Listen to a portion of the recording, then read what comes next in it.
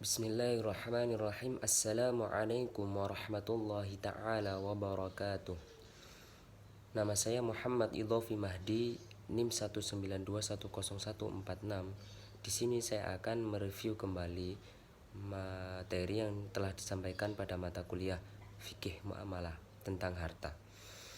Harta menurut bahasa berasal dari kata mala yamilu mailan, yang artinya cenderung, condong, dan miring. Seperti halnya dinamakan demikian karena hati manusia yang selalu ingin memiliki, selalu cinta, selalu condong kepada harta. Menurut pendapat ulama Hanafi, harta ialah segala sesuatu yang mempunyai nilai dan bisa dikenakan ganti rugi bagi orang yang merusak atau melenyapkannya. Menurut ulama Maliki, harta ialah hak yang melekat pada seseorang yang menghalangi orang lain untuk menguasainya. Sedangkan menurut ulama Syafi'i, harta ialah sesuatu yang bermanfaat dan memiliki nilai. Dan terakhir menurut pendapat ulama Hambali ialah sesuatu yang mempunyai nilai ekonomi dan dilindungi secara undang-undang. Asal usul kepemilikan harta secara umum terbagi menjadi dua: kepemilikan sempurna dan kepemilikan secara tidak sempurna. Untuk kepemilikan sempurna terbagi menjadi yang pertama ihrazul mubahah atau penguasaan yang diperbolehkan. Contohnya seperti pasir dan bebatuan di sungai, ikan di laut, dan sebagainya. Yang kedua ialah kepemilikan secara akad al-uqud an-naqilah lil milkiyah. Hal ini seperti jual beli, sewa menyewa, pinjam meminjam. Kemudian dengan cara penggantian atau khalafiyah, seperti harta warisan bagi anak dari orang tua, harta wasiat. Kemudian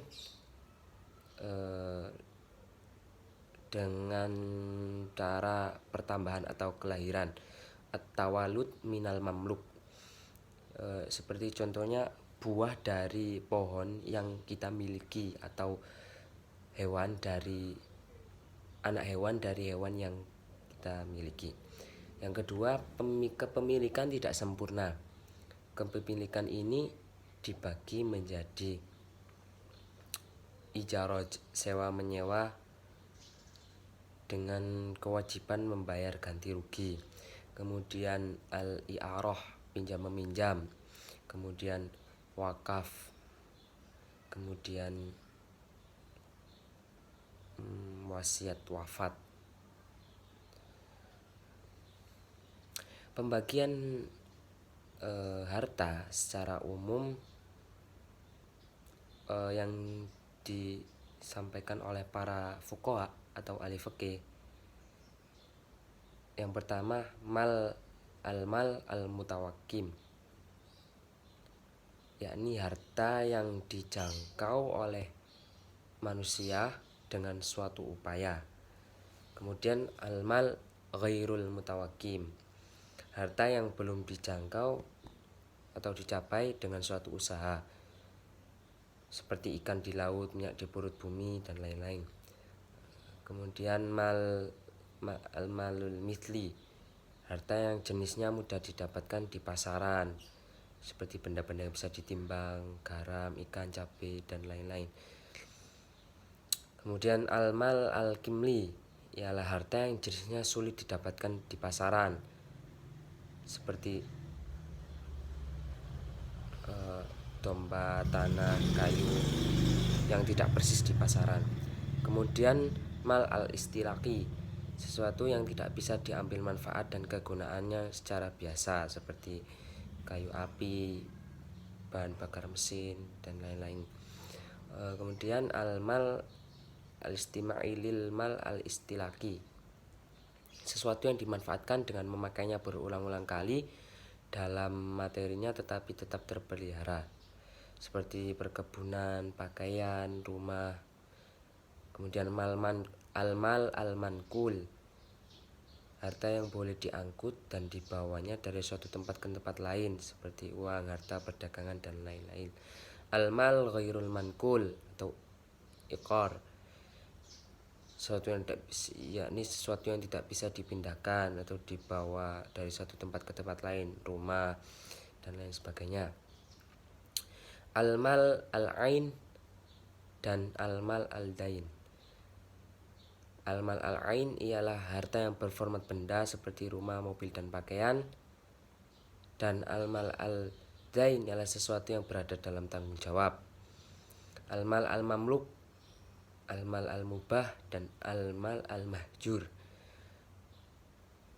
Al-mamluk ialah sesuatu yang masuk di bawah kepemilikan, baik milik perorangan maupun milik badan hukum.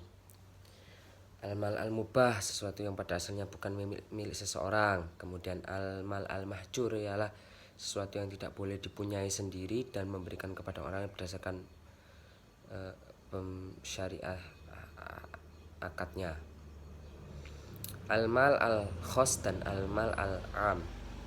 Almal al-khos ialah harta pribadi yang tidak bersekutu dengan orang lain. Almal al-am ialah harta umum atau milik bersama, semua orang boleh mengambilnya. Kemudian fungsi harta dalam Islam ialah sebagaimana dikemukakan. Yang pertama, menyempurnakan ibadah mahdhah. Kedua, memelihara dan meningkatkan iman serta takwa kepada Allah, meneruskan keberlangsungan hidup agar tidak meninggalkan generasi yang lemah, menyelaraskan kehidupan di dunia dan di akhirat, bekal untuk menuntut ilmu, dan untuk mewujudkan kehidupan bernegara dan bermasyarakat yang harmonis. Sedangkan fungsi harta yang dijelaskan dalam Al-Quran ialah salah satu bekal untuk beribadah, penunjang kehidupan, sebagai pendekatan diri kepada Allah. Akan tetapi dalam mengejar harta bukanlah tujuan kita untuk memperoleh harta sebanyak-banyaknya, akan tetapi untuk memperoleh ridho dari Allah agar diberikan harta yang berkah, manfaat, dan menyelamatkan kita dari siksa api neraka. Sekian dari saya. Apabila ada kesalahan kata maupun kesalahan kata, perbuatan yang kurang mengenakan, saya mohon maaf. Ihdinas siratal mustaqim. Wassalamualaikum warahmatullahi taala wabarakatuh.